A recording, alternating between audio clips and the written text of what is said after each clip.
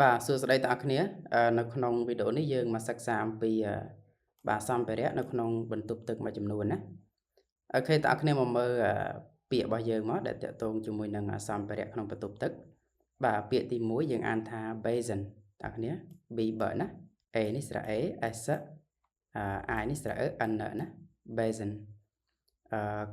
ទាំងអស់គ្នាមើលលេខ1នេះយើងសំដៅកន្លែងលាងដៃណាឬក៏យើងអាចប្រើពាក្យមួយទៀត sink អូខេ sink គឺយើងសំដៅលើកន្លែងលាងដៃនេះបងប្អូនគ្នាមើលលេខ1មែនណាហើយយើងមើលរូបភាពមកទាំងអស់គ្នាទៅមើលពាក្យទី2បាទយើងអានថា toilet អូខេ toilet បាទ toilet គឺយើងសំដៅលើបង្គន់ណាបងប្អូនគ្នាមើលរូបលេខ2មកបាទនេះគឺបង្គន់តើយើងមកមើលពាក្យទី3បងប្អូនគ្នាយើងអានថា bath បាទ bath គឺយើងសំដៅលើអាងទឹកបែបនេះបងប្អូនគ្នាមើលលេខ3មែនណាឬក៏យើងប្រើពាក្យមួយទៀតក៏បានដែរណា bathtub អូខេតើអ្នកគ្នាមើលពាក្យចុងក្រោយបាទគឺកញ្ចក់ណាអូខេកញ្ចក់យើងអានថា mirror អូខេ mirror កញ្ចក់តើអ្នកគ្នាមើលរូបលេខ4នេះមកណាបាទកញ្ចក់អូខេតើអ្នកគ្នានៅក្នុងវីដេអូនេះយើងសិក្សាអំពីបាទសម្ភារៈ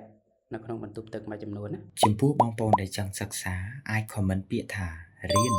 នៅខាងក្រោមវីដេអូ Follow for more